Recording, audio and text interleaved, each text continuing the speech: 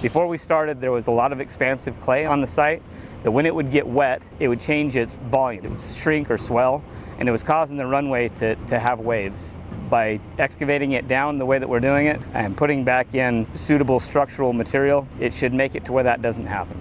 Another thing that's unique to this project is there's a bituminous liner. It's a composite material that has like a felt fabric woven with like an asphalt emulsion. It's a water impervious liner that goes basically 500 feet wide, starting at the center line of the runway. It's like putting a 500-foot roof over the top of the runway, so that water will never get back down to this expansive clay and cause it to activate. The liner is a product that's manufactured in France. For the first part of the week, we've had a factory representative here on site. He's been thoroughly impressed with our crews and their efficiency and the kind of product that we're turning over to our client.